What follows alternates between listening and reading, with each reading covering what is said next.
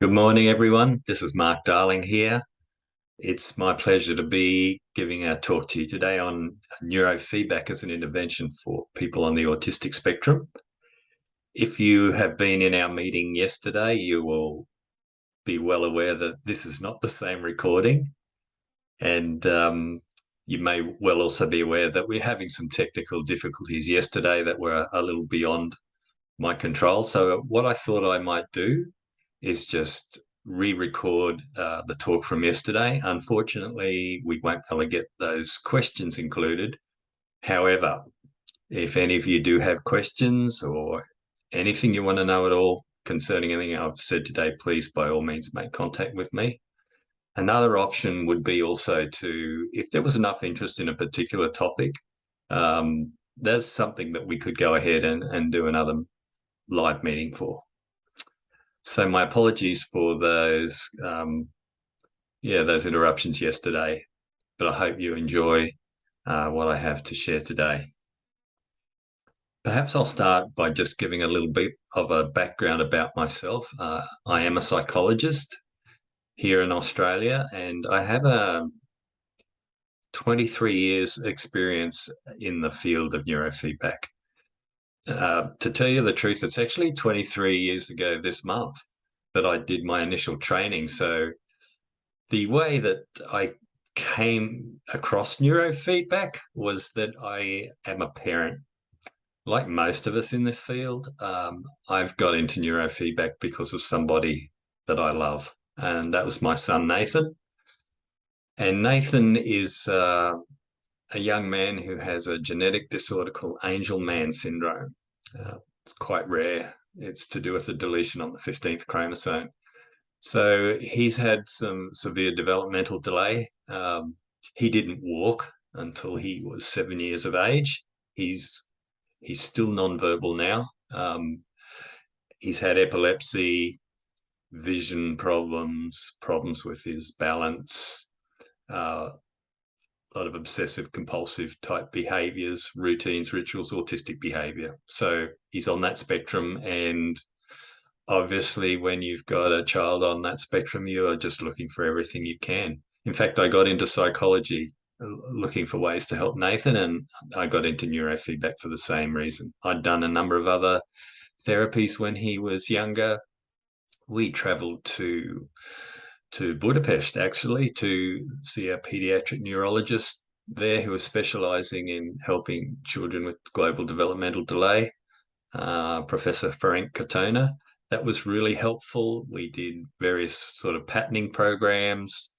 We did sound therapies, auditory integration training. That was one of the best things we ever did to assist with that severe sensory sensitivity, particularly auditory sensitivity. So we were always doing things that whatever we could, to help our son. And then we came across neurofeedback. So I actually attended the inaugural meeting of the Pacific Rim chapter of what was called SNR back in those days, the Society for Neuronal Regulation, now known as ISNR. And then I did some neurofeedback training, and the adventure went from there. So it was an interesting time because it was a period in time before we had the type of technology we do now. So it meant actually spending about $20,000, and I bought like a neurofeedback setup back then was two entire desktop computers, with the big thick monitors and fiber optic cable connecting an amplifier, all for the purpose of training one channel of EEG. So I had one set up in my home to help Nathan, and that was doing some good things for him. And then I had one set up in my home office. So I know that this talk today is for a lot of parents. That's my main focus is you guys, you're my people. But I'm also speaking, of course, to professionals like myself. And so I'm trying to balance those things today, but I'll go through the process for the parents of talking rather, just descriptively as I can about what neurofeedback actually is and how it works. Some of the things we noticed very early on for our son with the neurofeedback were things like improved sleep. So children with Angelman syndrome, I read a research paper actually that said on average they get 1.7 hours sleep per night. And that's true. We had so many nights where we weren't getting good sleep through many years. So neurofeedback really helped to stabilize Nathan's sleep cycle. It assisted with things like seizures. He no longer has seizures. He is not medicated in any way. So he was, 11 going on 12. Yeah, young man in special school when we started the process. He'll be 35 next month now, actually. So that was a while ago, but I did about 250 or 300 hours of neurofeedback with Nathan. And that was a difficult process you can imagine a young autistic person who doesn't really want to be there, doesn't want electrodes stuck to their head, doesn't want to be engaged in that process. But it was just very worthwhile. One of the other things I noticed a lot with him, that he was really switched off before that, just like it seemed like there was nothing there, and he struggled a lot with just following in any instructions or anything. His response time, there was a lag usually of about 10 or 15 seconds, and that went back to nothing. Like, he really brightened up, and you could see the difference between them and the young man he is now, living in supported accommodation, still nonverbal, but we've maximized his potential in ways that are so meaningful, for him and for us and for his engagement with the world. So I thought I'd start this morning just by sharing a little bit about that and about my background. And that's my passion, because, we're all trying to heal our wounded kids, I think. And for me, that also means I'm trying to heal the world, one person at a time, and heal my son in the process. Anyway, so that's me. Happy to be here, and let's jump into what neurofeedback is all about.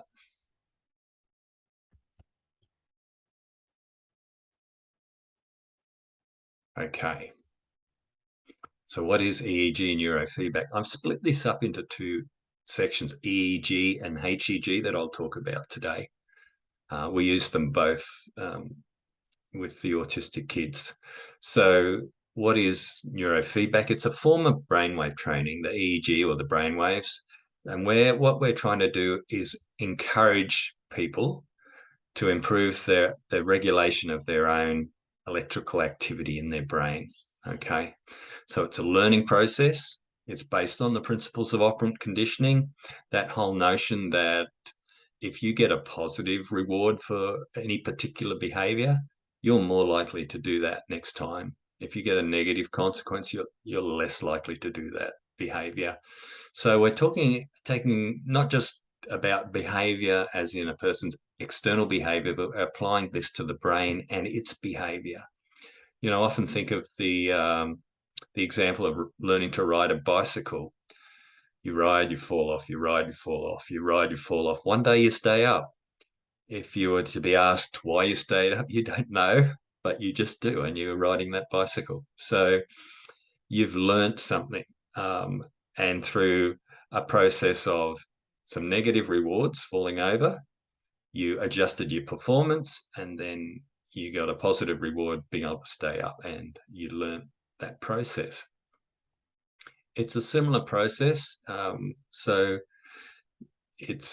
I'll jump into it in a minute, but just to say that training effects generalize across environments. So what I'm talking about there is that the effects that I'm talking about don't just occur when you're doing the neurofeedback. They can be long lasting, so continued vigilance is not required, and they can stick. The results can last for years, or even across I'm going to say across a lifetime. I've recently done an interview with a young man that I gave neurofeedback to almost 20 years ago who has Asperger's syndrome, and there's good, long, ongoing effects for that gentleman. So neurofeedback is also known as EEG biofeedback or neurotherapy as well. So how do you do that?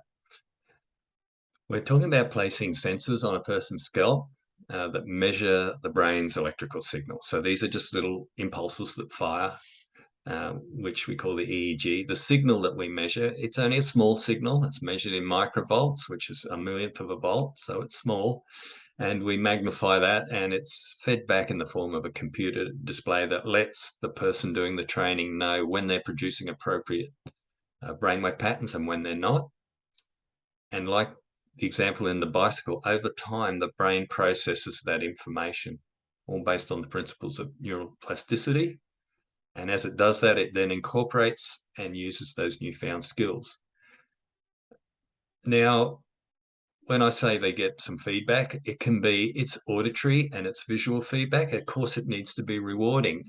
One of the things we use a lot is perhaps a video that plays.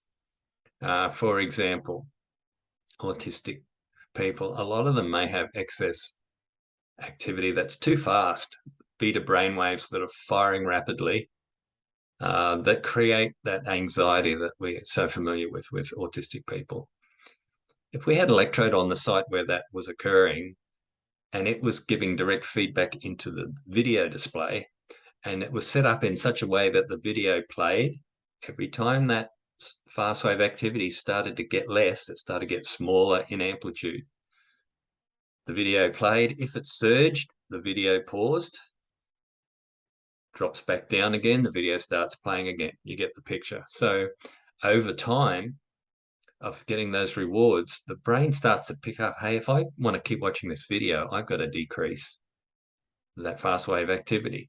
Now, I'm not saying that the individual themselves, with their cognitive process, starts thinking, I've got to change that. No, we're talking about something that's occurring subconsciously. It's below their conscious awareness. It's just happening. The brain gets the feedback and the changes do occur. So it might look something like that, as I've just described. That you've got the technician on this side monitoring the client's progress. The client has the electrodes on, as you can see there, and they're watching the movie in the way that I just described. So HEG, what's that? EEG stands for electroencephalogram, and HEG is hemoencephalography. So this is a means of, whereas one is the electrical activity, this is talking about blood flow in the brain. So we can teach the brain to increase or decrease blood flow. So with two separate devices, HEG devices were invented in the mid-90s, both around the same time. One was Herschel's device, which was the near-infrared, that really focuses on the color, which is trying to reward the brain for increasing red color, basically, which means oxygenated blood. The passive infrared works on temperature, and the near infrared one, it can be moved around to different sites on the head. The passive infrared just focuses on the center of the prefrontal cortex. So both methods increase activation of the underactive areas of the brain. So they both use a headband. They look a little different, but they have built-in sensors for measuring the blood flow. As I mentioned, the NIR, it has two little sensors. One, it's sending red and infrared light in, and it's picking up reflection of brain tissue. And so it's rewarding increases in that. So you often see someone will sit there, and PIR the same, it uses a thermometer to get core temperature, but people, once they become aware of it, they are able to increase blood flow over time. In fact, there was a good study, one of the initial studies with the NIR HEG was done in Thailand, and it produced a 53% increase in regional cerebral blood flow in the prefrontal cortex for a group of autistic children. So that was, that was really interesting to see. So both of those cases, as I mentioned, the signals fed back in the form of a computer display that rewards increased blood flow. I'm going to say decrease as well. Most of them just reward increased blood flow. At Brain Trainer, we have I'm representing Brain Trainer International in the Asia Pacific region. We've got something that's, well, even now we've got a HEG headband with a software set up that allows you to not only increase blood flow, but then reward decreases in blood flow. So I think sometimes it's not just trying to get into a state and staying there, but we actually want to see flexibility where we're able to get into a particular state and then out of it again and into another state. So one of activating the frontal lobes because we're, consciously engaged in some task that requires that executive functions of the frontal lobe. But other times we want to perhaps be quiet, meditative, we want to switch off. And so we do have a process where you can do both of those. We've got another thing in the works that should be in beta testing perhaps in about the next 2 to 3 months, which will be called the state changer. And it's going to be a device that can sit on across the headband, the head. Instead of needing an amplifier, all the electronics will be in the headband itself. It'll have sensors at 3 different sites on the prefrontal cortex. So it's going to actually allow a lot more flexibility, and it will project to a computer, but eventually to a tablet and a mobile phone as well. So it's going to be one of those standalone devices where you're able to just use it. If you're a practitioner, you could give it to clients to use between sessions at home, or you could, if you're just someone from home at home, you're able to buy that off the website eventually. So it'll be quite a cheap option, an interesting way to improve the frontal lobes. So it looks something like that, the headband, and of course you see the young man there watching the screen and getting feedback about blood flow. Okay, so what areas can be impacted with neurofeedback? These are just general terms, broad brushstrokes, if you like, modulation of levels of arousal of the brain in general.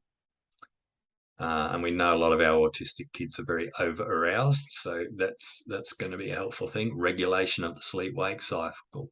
Often that's one of the early indicators that neurofeedback's working for someone, because as your brain starts to improve, these are the areas that stand out, things like the sleep-wake cycle. So that was helpful for us with our boy, Nathan.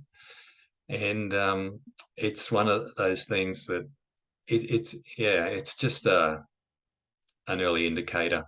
Cognitive processes, sensory processing, things being normalized, better organized, inhibition of inappropriate motor responses, so that the ability to put the brakes on, which is really a frontal lobe function, managing your own mood and emotions, and organization of memory. Okay, so why does it work? What's the mechanism of neurofeedback? The fact is that we can actually learn to regulate physiological functions that usually occur automatically, as I mentioned earlier, below our conscious awareness. So that process is called biofeedback. So you may have heard of that before. There are other forms of biofeedback besides the EEG or the HEG we've been talking about. Heart rate variability is quite well known these days. Galvanic skin response, hand temperature, blood pressure, muscle tension, and so on. Hand temperature's an interesting one because people think, why would you want to change the temperature of your hands? But some people have cold hands, and that can be an indicator actually of being in an aroused state or being anxious, because when we're in that, you think of that fight or flight response. So when we're in a nice, relaxed state, our blood is out to our extremities and that keeps them warm. If we are stressed or we sense danger of some kind, that blood's going to come internally into the internal organs, into the muscles, ready for action, ready to either fight or flight. And so you can have quite a difference in hand temperature. Therefore, you're not normally aware what your hand temperature is, right? But if you can hold a thermometer in your hand, it's quite an interesting thing to observe it. Sit and relax, breathe, watch that thermometer, and realize that you can actually increase the temperature with your hand. So it's that same process we're talking about, but applying this to the EEG and to the brain in general, is that we don't know what the brain's activities are. It's normally doing what it does automatically. But if we take something that's occurring below the conscious level, we bring it up into conscious awareness, then we're able to actually make changes to it. Okay, so let's talk a little bit about the history of neurofeedback.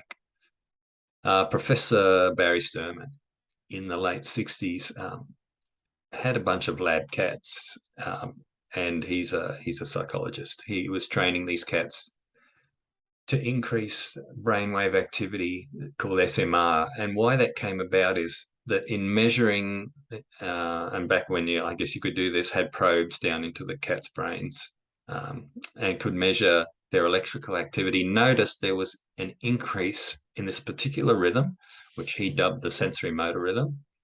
It's a brainwave pattern that occurs at about 12 to 15 hertz or cycles per second. So in other words, it's firing about 12 or 15 times a second across the sensory motor cortex, which is across the middle of the brain. And he noticed that increased in these cats every time that they were in a waking state that was completely devoid of motor activity. So no movement, no eating, grooming, playing, fighting with other cats, but they were just still but awake and alert. This increased. So he thought, I wonder if I can get them to produce that more often. He used the basic principles of operant conditioning and provided a reward. So cats aren't probably necessarily interested in sitting and watching video games, which we didn't have back then anyway. The rewards were things like milk or chicken soup. So they were just, every time they produced more of that activity, they got the little reward. And he noticed that over time, of course, those cats started producing more of that activity. Now, this is an interesting thing, I think, for our autistic kids, because I know my son is quite disabled, and some autistic people who are on that lower end of the spectrum, they are much more compromised nervous systems, and think, how are they going to know how to change their brain waves? They don't, and they don't need to. They just need to be provided with the feedback rewards. The cats didn't have to think, oh, I need to produce more of a particular brainwave pattern so that I can get that milk or chicken soup. No, they simply got rewarded, and the changes simply occurred. And this has been my observation with our autistic kids too. No problem at all. We can get some good changes through a simple reward process. The interesting thing about this experiment was that in a follow-up experiment, which really came about because we're talking about the late 60s here. It's the space race, if you like. It's the Apollo program. We've got astronauts on the test range who are having adverse reactions. NASA have approached Dr. Sterman and asked him if he could do some sort of experiment to see what the cause might be, that some of the astronauts were having seizure activity, hallucinations, feeling sick, and so on. And they thought it was a product called monomethylhydrazine, which was in the rocket fuel. So Barry took a bunch of randomly assigned laboratory cats, back when you could do this sort of thing, exposed them to this rocket fuel, expecting to establish a baseline for how long it takes before the cats will have a seizure. Well, most of the cats in the group were having seizures at about half an hour, but there was a group of about, I think, 8 or 9 cats who either didn't have a seizure at all, or they were taking about 2 to 3 times as long before they did have a seizure, so they were more resistant. That threw his whole study, and he couldn't figure out why until he went back through all of his research data and realized that every one of those cats that were more resistant to seizures were in the earlier EEG training experiment, with the milk and the chicken soup. So in a sense, this is a great finding and classic for science in which there's something that's accidentally discovered. But the good part about it is that it removes experimenter bias. So realizing that, hang on a second, maybe training this SMR activity in the brain actually makes someone more resistant to having seizures. And so that actually is what turned out to be the case. So there's a slide of an old original slide, as you could tell, of the cats. Time going on the scale up on the left side, and across the bottom there, the symptoms that they went through. And you can see that the SMR trained cats took much longer as a group before they'd have a seizure. Other symptoms were occurring about the same rate. So that led to a flurry of research, was replicated in primates.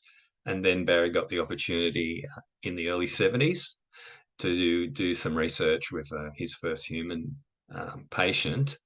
And this was someone a young woman in California who was in line to have split brain surgery done for severe epilepsy. So it was a life-threatening condition. It was severe grand mal seizures, and it was thought at the time that the only way to deal with that was actually to cut the corpus callosum, which runs between the left and the right hemisphere of the brain, to actually cut that down the middle so that this kindling effect of the seizure activity wouldn't project from one side of the brain to the other.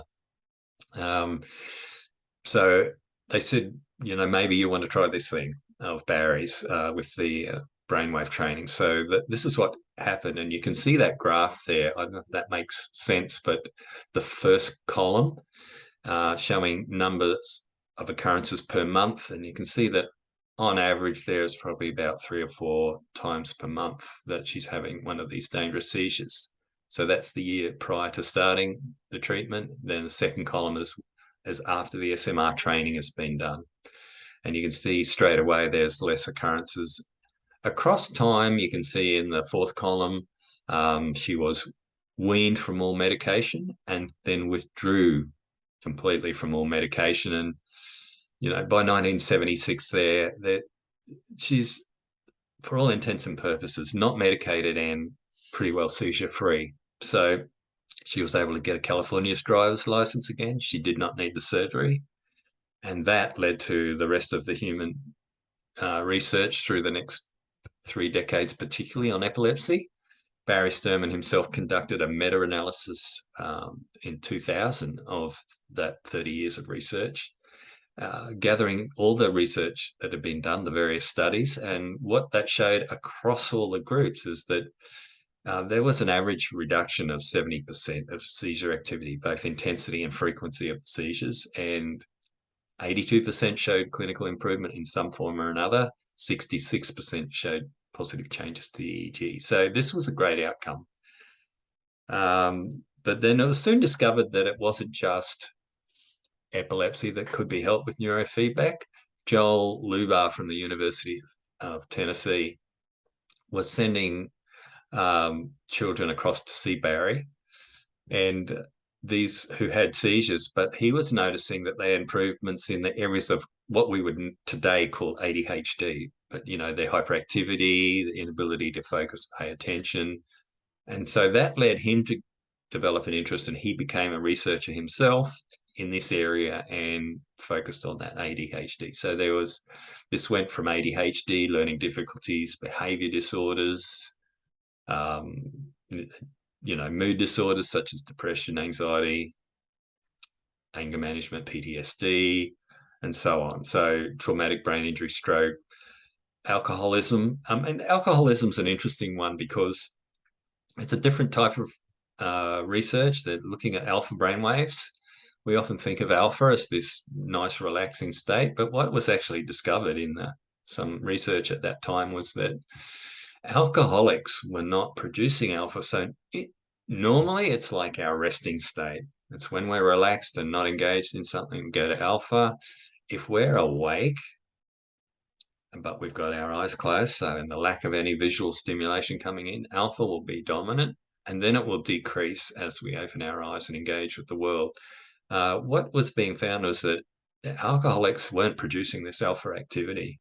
And so why they were addicted was precisely because when they would have a drink, which depressed the nervous system, they would actually start producing alpha, maybe for the first time, producing enough alpha brainwave activity. So, for someone like myself, who is already a bit of an alpha head and quite laid back, to have a drink doesn't mean anything for me. But if you are someone who, you really don't know what it means to be truly relaxed, but you don't know that you don't know that until you have a drink and wow, that really relaxed me. No wonder it can be so addictive. So there was some great research done, and what it aimed to do was increase alpha activity, rewarding the brains of alcoholics for increasing alpha.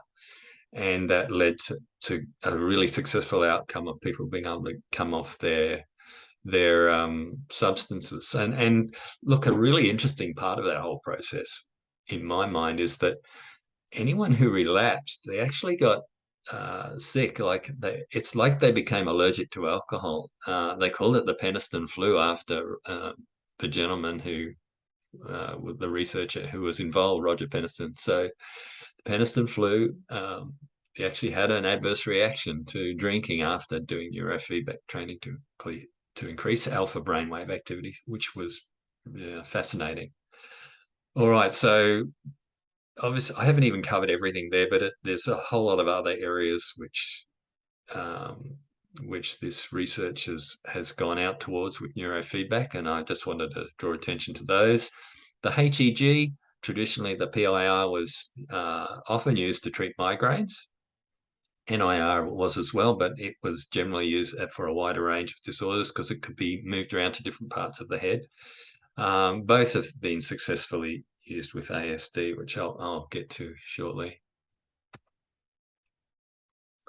Okay, so that's a brief summary. Let's jump into ASD, why we're here today. So there's significant research into the efficacy of EEG and HEG neurofeedback for the autistic disorders.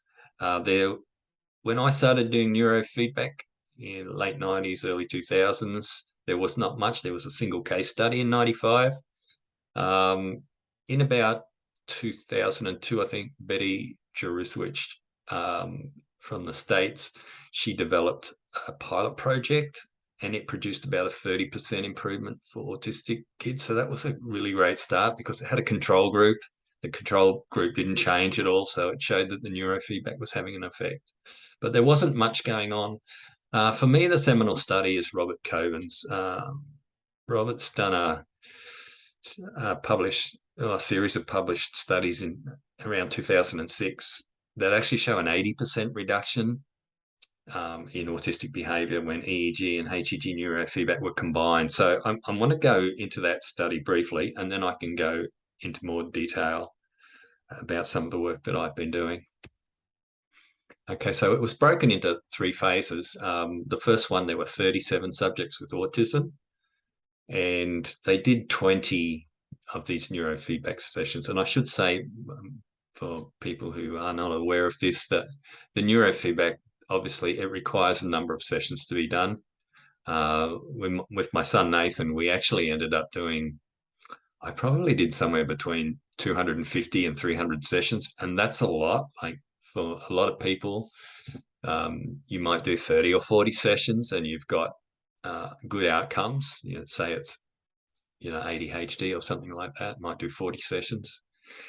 However, the more compromised the nervous system, you can see the gains more readily, but this often just benefits from continuing for a while. So I just did it a number of times, and it's really something that needs to be done a minimum of twice a week. I find once a week's just too far apart. It's like trying to go to the gym and only doing that maybe once a week. It's not enough to really build some change. So I think 3 sessions a week's ideal, but twice is quite good. So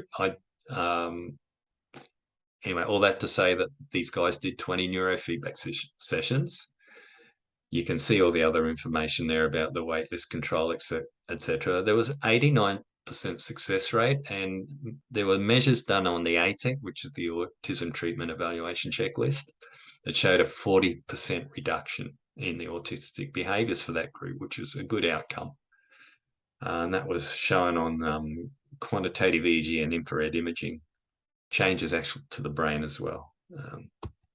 There's an example of one of the things Rob Coben was using was an infrared camera. So this is taken front on and looking into the brain. Let's see on the left there, that's the prefrontal cortex prior to the 20 sessions, and on the right after the 20 sessions. You can see that increase in activation there with the red coloration. So the second phase was the HEG. The HEG was from the same group. So of the original 37, 28 subjects were chosen to do HEG. And what's great about this study is that some of them did NIR and some of them did PIR HEG. So they'd already done the previous 20 sessions. They had an identified frontal system dysfunction. So that's why the HEG was chosen. And you know, in reality, the HEG is a great option for when there's prefrontal problems, because we can do EEG training and the prefrontal cortex, which is in behind the forehead there, and it can work well, but it's really prone to problems there because of the sensitivity of the equipment, that even if you blink your eyes, you get a big spike in the signal. And so you want to make sure with neurofeedback that what you're measuring is the actual brainwave activity, not some artifact like an eye blink. So the interesting thing with HEG is that there's no artifact. It's just picking up blood flow. So that is one benefit of it. So they'd all had that frontal system dysfunction, and this was the outcome, 90% success rate, similar to the first time. Another 40% or 42% reduction in autistic behavior on the ATEC. And you can see there are also steady improvements in social interactions, communication, sensory and cognitive deficits, and behavior deficits. So a good outcome. I've got down at the bottom there that the PIR HEG had more successful outcomes on some measures. Actually, it's really close like that. Both of them were actually producing good outcomes. So in the third phase, you finally got 14 subjects. These have done those first two steps now. They were identified as having a significant mu rhythm dysfunction. So this is indicative of frontal dysfunction. Mu rhythm looks like it's across the sensory-motor cortex. It's in the same frequency range as SMR, but it's an unusual looking, it looks almost like a picket fence actually when you see it on the graph. So it's a little different, and it can be indicative of that there still was some sort of frontal system dysfunction. So those guys did either 20 sessions of bipolar interhemispheric training or coherence training. Now, parents, what that's referring to is different ways of training connectivity between different regions of the brain, okay? So just poor communication between different areas means the brain has to work harder sometimes, and so it was aiming at addressing that. They both got improvements, but only the coherence group demonstrated a reduction in that mu rhythm. And yet they both, you know, like I say, they both had improvements. So it looks something like this overall. If you are in all three groups and you've done 60 sessions, you've gone 20 EEG, 20 HEG, another 20 EEG, you've got an 80% reduction in autistic behavior, which is really quite significant. Okay, so what I want to jump into now is, what if it's not possible to get any type of assessment of the EEG, quantitative EEG? So, you know, some of our kids are notorious for this. It's good, like in a study like that, if you can get a group of autistic kids who are quite cooperative to actually have the EEG assessments done. I work with a lot of kids on the bottom end of the spectrum who that's just an impossibility. Like, they're not going to sit still. Of course, they may not cooperate. They may be fidgety. highly anxious, fearful. They may have sensory overload, or who knows what, a multitude of reasons why it doesn't work, why they just will not cooperate. So we need to find other intuitive ways of assessing. I mean, look, I'm thinking of my son Nathan there. The times, even though he was at home in his own familiar environment with me, someone he knew, and imagine if he didn't have those things, I still would have times where I couldn't get an assessment. We did a QEEG once and sent it to Jay Gunkelman, a well-known EEG guru in the States, but we couldn't make anything of it because so much of it was movement of his. I couldn't get him to either open or close his eyes or cooperate in any way. And even doing neurofeedback, there's things like pulling the electrodes off, sliding down off the chair in protest, deliberately wetting his pants, you name it, clenching his jaw, moving around. I'm amazed really for the progress we got given those sort of things. So we do need to find other ways of assessing those kids. And sometimes I've got down at the bottom there, sometimes you've just got to start. You've just got to get an electrode, put it on, and just start training one area in a way that will be calming and relaxing for the brain, so that the person being trained is more likely to cooperate if they get a good experience from it. And that's part of that whole conditioning process I was speaking about earlier. Okay. So I want to talk about some of these areas that I've found helpful over the years. If I was going to do neurofeedback on someone and all I knew was that they were on the autistic spectrum and I had no other information, I would start by training the right temporal lobe, and there's good reasons for that. It's the temporal lobe. The temporal lobes are where the limbic system is closest to the surface of the brain. I think what we're doing with, and I'm talking about a location called T4, which is the right temporal lobe, but when we train certain frequencies that are calming on the right side, in the temporal lobe, it produces an emotional calming effect. And I think what we're doing is we're tapping into the amygdala. In fact, in many ways, these types of training I'm going to talk about now, which are based on symptoms rather than on what we see in the EEG, they replicate in some ways what you see in people with trauma, PTSD, an impact of the right temporal lobe, the limbic system, amygdala, hippocampus. I'm going to talk about areas up the front too, the prefrontal cortex and also the anterior cingulate next. But there's a process there. And in many ways, I think our kids, they're in a state of trauma. If we don't understand ASD as being significantly trauma related and at least an anxiety disorder, and then we're not understanding, I think, truly what's going on for these guys. Okay. So I'm talking about the right temporal, the right parietal lobe. Temporal for the emotional calming, the parietal lobe is involved in sensory processing. And we know how much our kids have this sensory overload problem. So when we do neurofeedback in that area, we train at a frequency that's calming, which is often a lower frequency than adults for sure, and lower than other children of the same age if we're talking about children. Now, of course, we can be training children or adults. It makes no difference.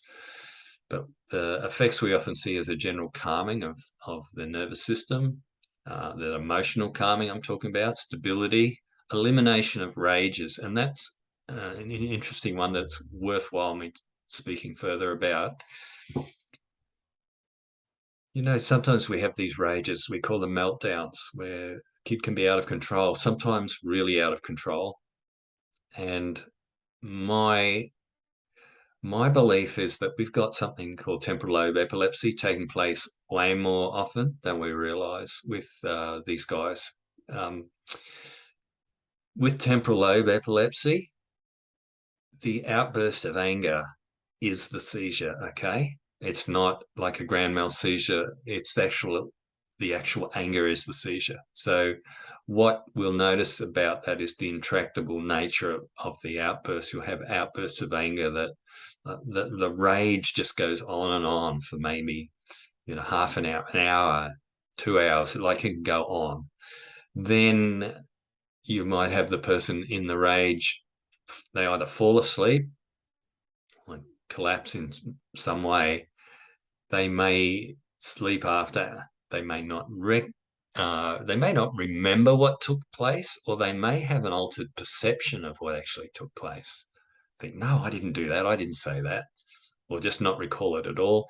They may have some other unusual things like feeling that the size of the room they're in changed. They changed in terms of their environment. So they might feel almost as though they filled the whole room, or that they shrunk and got really small. Different things like that. And also things like unusual smells or tastes. So a common one is an unusual taste, like a metallic taste in the mouth, or like you had a taste of having a battery on your tongue, or unusual smells like the smell of sulfur, or something like a burning match. I'm thinking of one young fellow particularly who had Asperger's syndrome, and actually it's Nell's son Sam. She won't mind me saying that. Nell, who organised this talk today. He came to see me for neurofeedback, I think 2003, so 19 years ago. And this was one of the things I suspected for him. And so I did temporal lobe training with neurofeedback. And I remember saying to Nell at the time, Sam had these rages so bad, he had not been to school for 3 years. He was 13. He hadn't been to school since he was 10. And my belief was that he may have the outburst to end all outbursts, and then he might be okay after that. And probably a bit of a cocky assumption for me to make, but the reason I did it was that I thought, if this is like a seizure and I train it like a seizure, then I expect that small electrical discharges that are normally happening all the time in the brain, that as we just gradually at each training session increase the threshold at which a seizure will occur, that over a period of time there'll be a build-up, because these smaller discharges will be no longer occurring, that finally might hit the mother lode and then have a big outburst. And that is exactly what happened. And she tells the story that they were out in the car in an unusual environment, going to an appointment in the city, and he got out of the car and was smashing things and jumping on the roof and all sorts of things. And then from then to this day, and he's now a young man in his 30s, he never had another outburst ever again. Quite astounding, really. It changed their lives. And now he's a young man, runs his own business doing online social skills training for adults on the autistic spectrum. I am actually training him to be a technician for neurofeedback. He's doing a master's level degree in autism at university. So, really, I was pleased about that. And I guess I've gone off course a little there, but just do want to point out that this stuff that we've got with neurofeedback, it changes lives, So we can eliminate rages, right temporal lobe, anxiety. We can deal with that. Reduction of seizure activity if it's present. So better eye contact, more affection, dampening down of sensory hypersensitivity, of course, with that parietal lobe training, reduction in stimming, and improved speech and communication. And that is an interesting one for me, because I've seen non-verbal autistic people start speaking after doing this type of temporal lobe training. Why it's interesting is because the speech production area in the brain is nowhere near there. It's on the left frontal side. Broca's area is the speech production area, left frontal. So why could you start speaking if you're not training that area? I think we've got to look to Maslow's hierarchy of need, this whole idea that we've got some basic needs that must be met before higher order needs can even possibly occur. One of our most basic needs is the need to feel safe. So we've got autistic people they feel like aliens in the world, foreigners. They don't understand how to even engage with or interact with the world. They don't understand social expression. They don't know how to interpret facial expression or social cues. They're highly anxious. And if you're on the lower end of that autistic spectrum and those things are more severe for you, how on earth can you focus on higher order functioning like speaking? So I think that what's going on there is that we calm down the amygdala. We switch off the fear response. We deal with the anxiety and the stress and the trauma and the outbursts of anger. Then we've got a chance of developing some speech. Excuse me.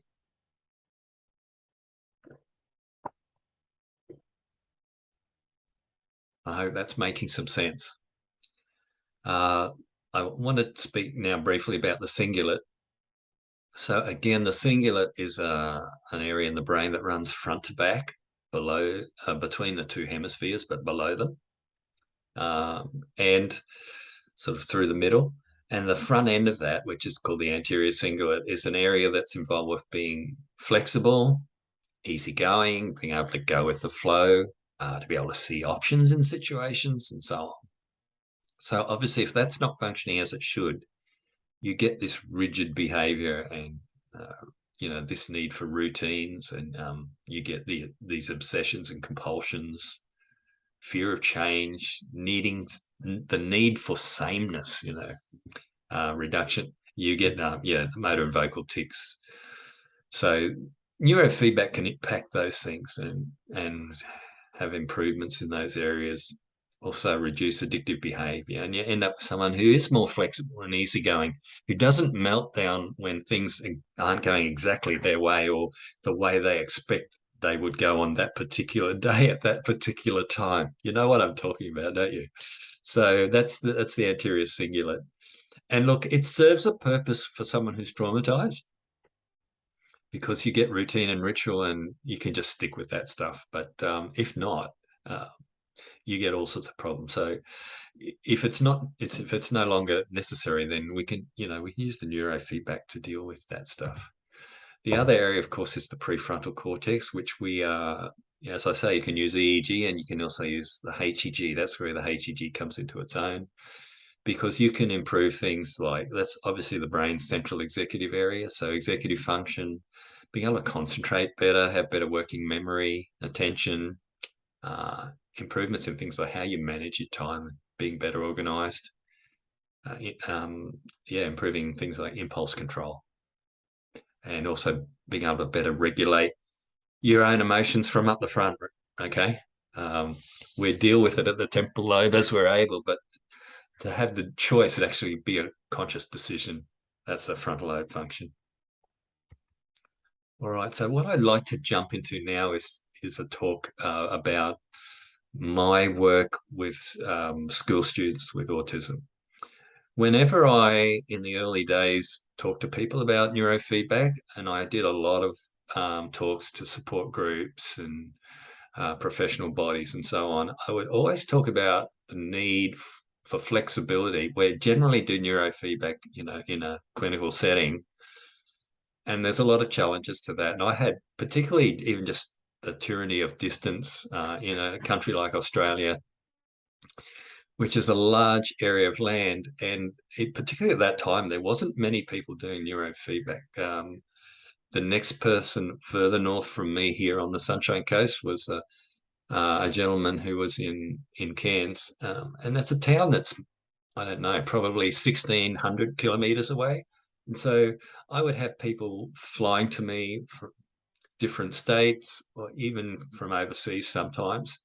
And, we just do what we could. We'd have maybe a family come in for a week. We tried different ways of doing it. One was like people coming on a vacation for 2 weeks, and we'd run neurofeedback sessions 2 or 3 times a day and try to jam them all in. That can be quite helpful, but one of the concerns with that is that they're really so close together. If you need to make changes, it's hard to gauge what's going on for someone. So normally, if they're coming twice a week and they've had 3 days at home, they can come back and go, oh yeah, well I slept well the first night, but then the effects started to wear off. But I did notice I was a bit more relaxed. You get feedback, you can make some adjustments to the settings and so on. So you can't do it that way. Another thing we did was people would come in for maybe a week, do all the assessments on the first day, develop a training plan, start the training either on the first day or the second day. By the end of the week, I'd be teaching the parents how to run those sessions so that they could then go home. We would load equipment onto their laptops. They would start training at home and they would do it under my supervision. So that's quite a good option as well. But I would challenge people who worked in schools, say, you guys, this should really be done in your domain. There's so many benefits to doing neurofeedback in a school setting. The kids don't have to be pulled out of their normal environment to go to some unusual place with some unusual person that they haven't met before, with different smells and sounds and so on. It normalizes the neurofeedback. And as you can see there with this program, it becomes part of their school program. So they aren't ostracized in any way. So one year I was presenting in late 2003. So obviously this is like 2 or 3 years before Rob Coben's study, when we didn't have any decent research at that point in time. So I had a principal and a deputy principal who were in one of my talks for the Harvey-based special school in Queensland. And they said, we'd love to do something. So I went in there, I did a half-day presentation to the school staff, demonstrated neurofeedback, what it was, how it works. And then we spent 2 days training the staff that were to be involved in just the basics, how to use the software, how to know where to stick the electrodes, how to know if you're getting a good signal. And they became my technicians for the program. So it was a special school setting. There were 6 children. They all were ascertained as ASD level 6. Now, back in that era, level 6 meant the highest level of support required. So these were, like my son Nathan, the type of children who had comorbidities and really needed that extra help. So I did all the assessments on site and then developed neurofeedback training plans individually tailored to each of the kids, and teaching staff were trained as technicians to run the neurofeedback sessions. So full clinical and technical supervision was provided by myself. And as I was saying, the neurofeedback sessions actually form part of each child's individual education profile, which was great. So let's just have a quick look at the results. We did about 40 training sessions initially. I mean, the program continued, but we did 40 sessions in this pilot study across one school term. So it was the first term of 2004. That's about a 10-week period. So we saw things like improvements in sleep, mood, speech, academics, attention, memory, social skills, reduction in anger outbursts, aggression, seizures, hyperactivity, impulsivity. So good stuff there. Behaviour was monitored in the classroom as well at predetermined windows of time for 28 of those sessions. And what that looked like is that beforehand, behaviours were identified that were problematic, autistic behaviours for each of those 6 kids. And then an individual would come in at set time frames during the week and just be an observer in the classroom. They didn't know why. They were blind to the fact that there was neurofeedback going on, and they just made observations of the behaviour. And what we ended up with there was a 64% reduction in classroom autistic behaviour across that group, which is quite outstanding. There was no HEG involved at that stage. We just did, this is purely EEG. So, and look, I must say that these are a group of kids, like I mentioned, none of whom was able to do any type of EEG assessment, like a quantitative EEG with, you know, brain maps and so on. So it was all based on getting a thorough history, understanding what areas of the brain are probably involved for those symptoms, and developing training plans around them, and then having flexibility to adjust them on the fly. So you would have, well, I'll give you a good example actually on the next page, the page after. So here's some more of the results, but we had 2 functionally nonverbal children who began speaking in short sentences, like, you know, 2 or 3 words, but sentences that were meaningful for what was occurring at the time. So that was a great start. There were two boys actually that both had epilepsy. One of them stopped. He stopped having seizures from the very first session. We did the first session. He never had a seizure again, like ever. So that was amazing, but, you know, not an unexpected outcome when you're talking about neurofeedback, given the history.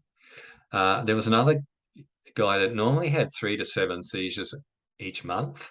He had 2 seizures in his first month, and then he never had another one again.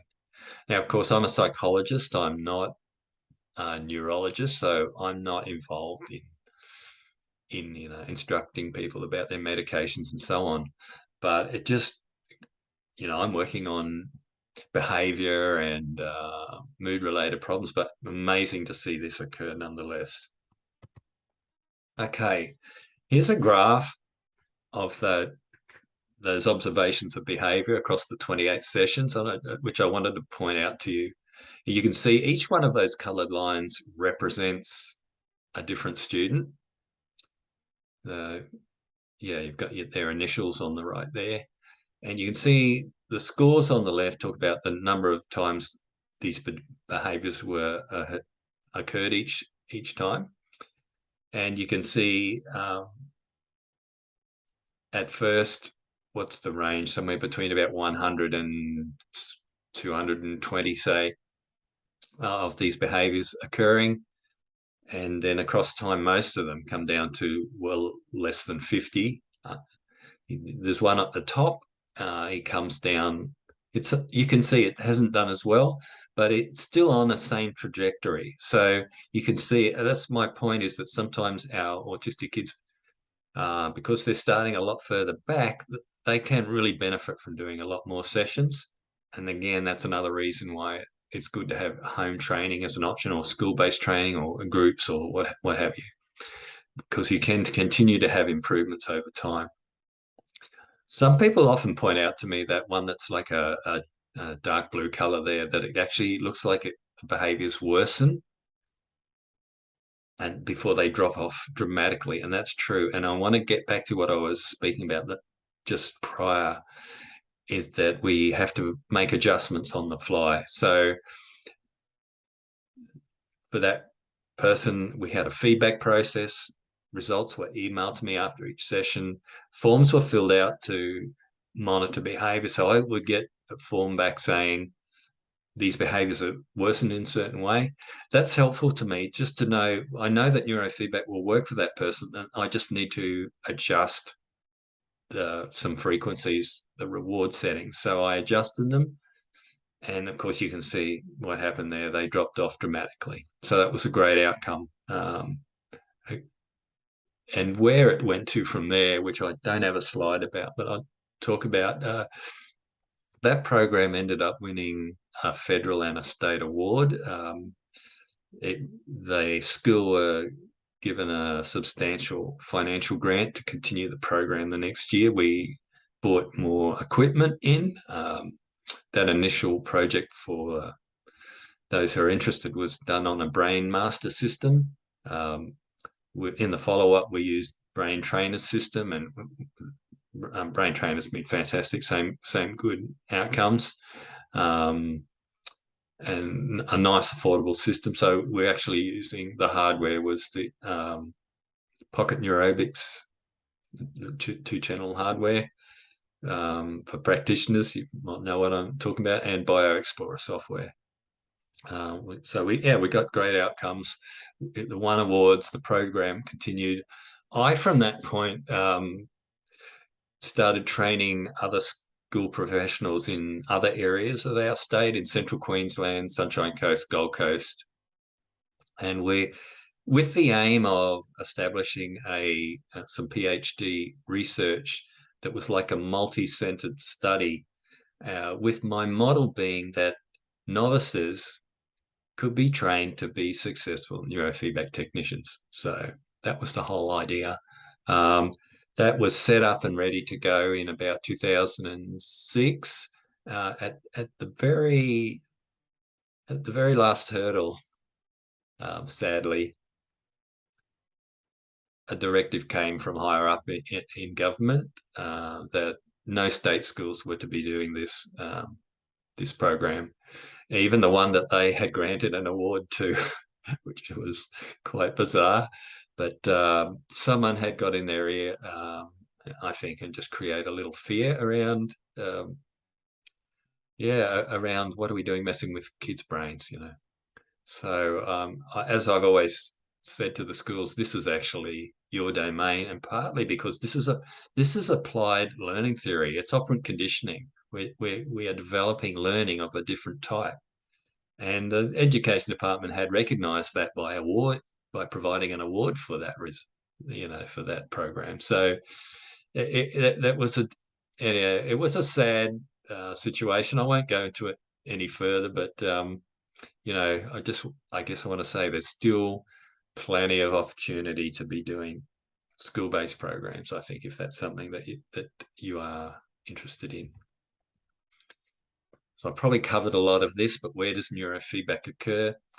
Obviously in a professional office or a clinic, which is where most people do neurofeedback, a school setting or another group. I do know situations where groups of parents have got together, maybe bought one neurofeedback system between them, and then you had professional supervision. So this is, as creative as you can get. There's ways of doing neurofeedback that can get around the problems with distance, and of course the problems we have with our kids with them being uncooperative and needing consistency and so on. Obviously it can occur at home or any combination of the above. And as I say there, remote training these days, the technology allows for neurofeedback to occur anywhere, really, wherever the need for frequent training or geographic barrier would, geographic location would normally be a barrier. It doesn't need to be.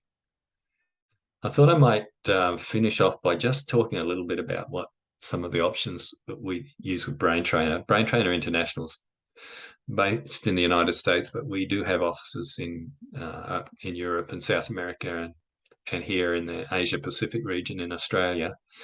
And just some of the advantages around that is that, of course, to train at home is obviously very convenient and it's affordable. It's quite a cheap option because you can train, it's your gear, or you can either buy it or you can rent it or rent to buy. And that means you are able to do as many sessions as you like, as often as you like. HEG, we often recommend doing no more than 3 times a week, but the EEG, you can do that every day if you wanted to.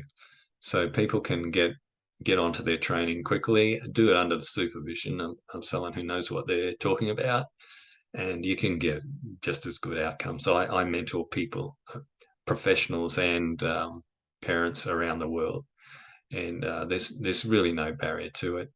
The packages from Brain Trainer, they put together entire packages that include everything you need for EEG and HEG training. Amplifiers, they've got caps, electrodes, the software, everything. A lot of the main packages, they come with one whole brain training plan. So there's a system of doing an assessment if you've got a person that you're able to do an assessment on. where you just record the signal data at home and send it through. And myself or one of the other master trainers develops a whole brain training plan, and you get the brain maps and everything, but it actually has like there's one thing to get a QEG or a brain map done, but it's another thing to actually know what to do with that. So we provide a training plan, and look, for those practitioners who are interested in that sort of thing, it's listed on the bottom point there. We call it the TQ7 Trainers Queue. We'll soon be shifting to the TQ8. The TQ7 works on the back of Excel. TQ8 will be standalone, but it's a system where we use 4-channel trainers for amplifiers for neurofeedback, and you can use those same amplifiers to get a 20-channel recording. We get eyes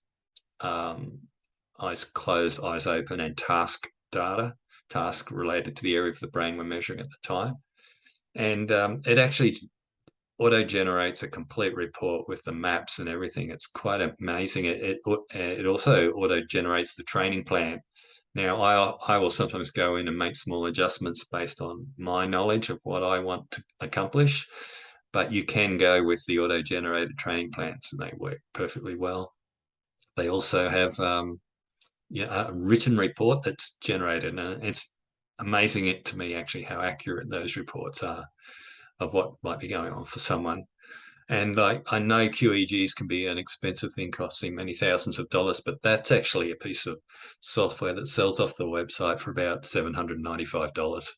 So if you're a professional, that's probably something that you may be interested in. But you get a whole brain training plan if you're a lay trainer. You get 4 hours of online mentoring, and then you can have ongoing professional supervision, like with myself or with someone else as required beyond that. So I find this to be a really helpful system. And like I say, if any of you are interested, by all means, make contact. I'll leave that there for you. That's my contact details, my email address, mark.darling@brain-trainer.com. Look at the Brain Trainer website. We're in the process of establishing the Asia Pacific website at the moment here in Australia. But right now, that's the international site. It's worth looking around. There's a section called Brain Trainer U that has training material.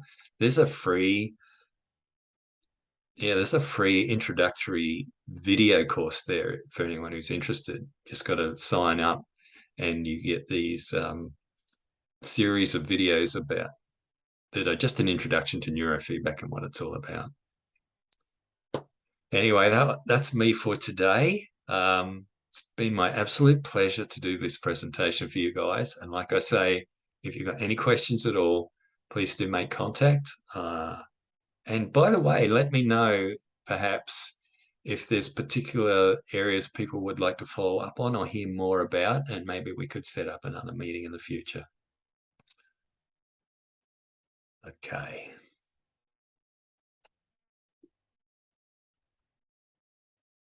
Back to full size. Catch you guys later.